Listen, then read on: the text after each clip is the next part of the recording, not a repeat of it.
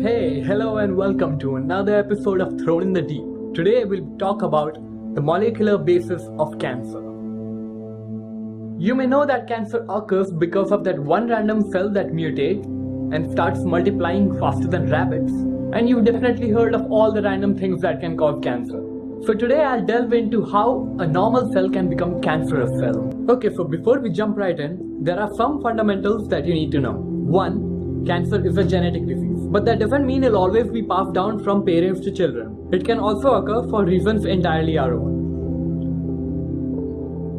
2. DNA of a cell may change in either of the two ways when acted upon by external factors. Either it may get damaged so much that it dies, or it gets damaged just enough so that it deviates from its normal function and becomes cancerous.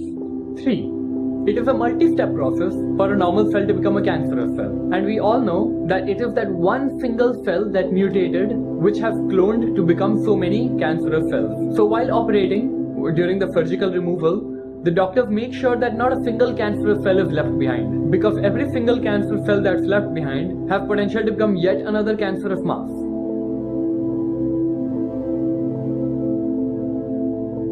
Okay, now jumping right into the real deal. 1. Self-sufficiency in growth signals, oncogenes. The genes in our DNA with the potential to become cancerous are called proto-oncogenes. Mutations cause these normally behaving genes to become oncogenes. These oncogenes may influence any of the 5 stages of response to growth signals of a cell that was previously controlled by proto-oncogenes. The 5 stages are: Stage 1. Cells multiply only when there's an external growth signal, but cancerous cells learn to produce their own growth signals. Stage 2. The growth signals are received by receptors on the cell membrane, which pass on the message to the nucleus. But cancerous cells pass on the message to the nucleus without having received any growth signal. Stage 3. The message travels from the receptor on the cell membrane to the nucleus and stimulates it, after which it terminates. But in cancerous cells, the message keeps on stimulating the nucleus till the cows come home. Wait, what?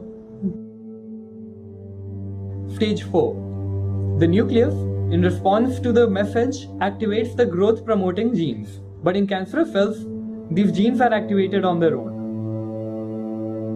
Stage 5. When triggered, these growth-promoting genes start cell multiplication. And when their job is done, they are silenced by their inhibitors. In cancer cells, either these genes are triggered on their own, or their inhibitors themselves are silenced. Okay, now next. Insensitivity to growth inhibitory signals. Normally, there are tumor suppressor genes which control cell growth and prevent tumor formation. So a second way for cancer to occur results from a failure in their function. Most important gene in this category is the p53 gene. You didn't expect any fancier name, did you? The p53 gene attempts to repair the damaged DNA, failing which it will kill the cell. If this very gene fails, then God help us.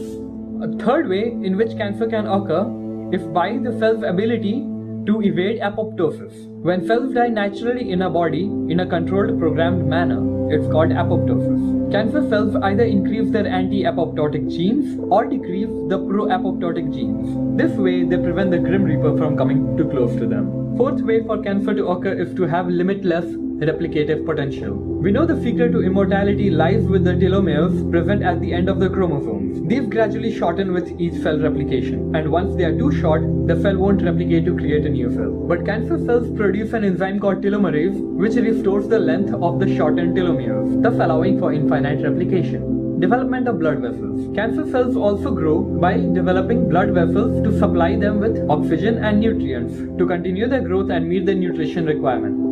Ability to evade the immune system. Our immune system is almost always taken for granted. They eat up any unwanted, unhealthy cells or any foreign substance present in a body. Even though cancer cells are unwanted and pretty much foreign substances to the body, they've watched plenty of Prison Break and know how to evade the immune system.